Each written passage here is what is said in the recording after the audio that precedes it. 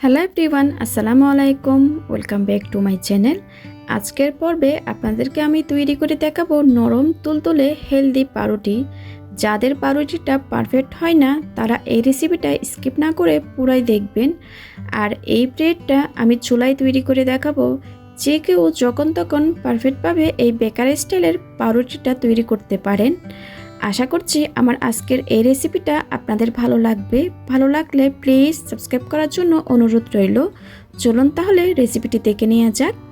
প্রথম দিয়ে নিচ্ছি 1 কাপ পরিমাণ কুসুম গরম দুধ, আরও দিয়ে দিচ্ছি 1/4 কাপ পরিমাণ চিনি এবং দুধটাকে দরকার ইস্টটাকে অ্যাক্টিভ করতে। আর অবশ্যই দুধটা হালকা গরম হতে হবে। আমি আজকে ব্যবহার করেছি 1 চা চামচ ইনস্ট্যান্ট ইস্ট। আপনারা চাইলে একই পরিমাণে ড্রাই ইস্টটা ব্যবহার করতে পারেন। এবার সব কিছুকে একটু ভালোভাবে মিশিয়ে নেওয়ার পর 5 মিনিটের জন্য ঢেকে রাখবো। 5 মিনিট পর ইস্টটা অ্যাক্টিভ হয়ে গেছে। এবার একটা স্প্যাচুলার সাহায্যে আমি সব কিছু আবারও একটু মিশিয়ে নিচ্ছি। এই পর্যায়ে আমি 2 কাপ পরিমাণ ময়দা দিয়ে দিব। লবণ দিয়ে দিব 1/2 চা চামচ পরিমাণ, বা স্বাদ অনুযায়ী দিতে পারেন।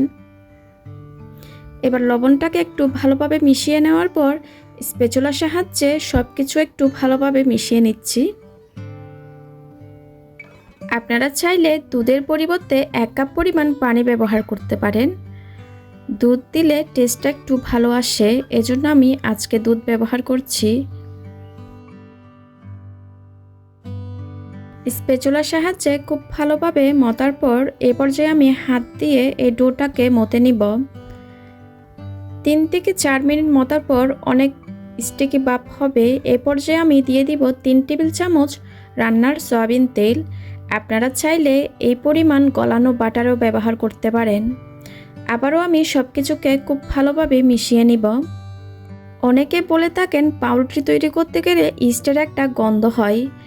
1 কাপ ময়দার সাথে 1/2 চা চামচ পরিমাণ ইস্ট ব্যবহার করবেন। এর চেয়ে বেশি যদি ইস্ট ব্যবহার করেন তাইলে ইস্টের গন্ধ হবে। আমি আজকে এই পাউরুটিটা তৈরি করতে 2 কাপ পরিমাণ ময়দা ব্যবহার করেছি, এজন্য 1 চা চামচ ইস্ট নিয়েছি। যারা আমার চ্যানেলে নতুন এসেছেন প্লিজ সাবস্ক্রাইব করার জন্য অনুরোধ রইল। আপনাদের সাথে কথা বলতে বলতে ডোটা খুব ভালোভাবে 8 থেকে 10 মিনিট পর্যন্ত আমি মতে নিয়েছি। এবার 1/2 চা চামচ তেল দিয়ে ডোটাকে আমি একটা বলের শেপ দিয়ে দিলাম। এবার একটা র্যাপিং পেপার দিয়ে ঢেকে আমি রেখে দিব 1 থেকে 1.5 ঘন্টা পর্যন্ত। যতক্ষণ পর্যন্ত ডোটা ফুলে ডাবল হয়ে আসবে ততক্ষণ পর্যন্ত ঢেকে রাখতে হবে। আপনারা চাইলে ঢাকনা বা কিছু দিয়ে ঢেকে রেখে দিতে পারেন। আমি আজকে র্যাপিং পেপার দিয়ে ঢেকে রেখে দিচ্ছি। 1.5 ঘন্টা পর ডোটা ফুলে গেছে, দেখতেই পারছেন। এবার র্যাপিং পেপারটা তুলে নিয়ে আমি ডোটার থেকে বাতাস বের করে দিচ্ছি। এবার এই ডোটা দিয়ে আমি একটা রুটি বেলে নিব। আপনারা চাইলে বেলুন ব্যবহার করতে পারেন বা হাত দিয়েও করে নিতে পারেন। বেলুন দিয়ে আমি রুটির মতো করে নিয়েছি। একটা রুটি তৈরি করে নিলাম লম্বালম্বি করে, এটা গোল শেপ হবে না। এবার হাত দিয়ে আমি রোল করে নিচ্ছি, যেরকম আপনারা ঠিক স্ক্রিনে দেখতে পাচ্ছেন। রোল করার ক্ষেত্রে কিন্তু চেপে চেপে করতে হবে। রোল করা হয়ে গেছে। এবার যে প্যানে বেক করব ওইটাতে নিয়ে নিচ্ছি।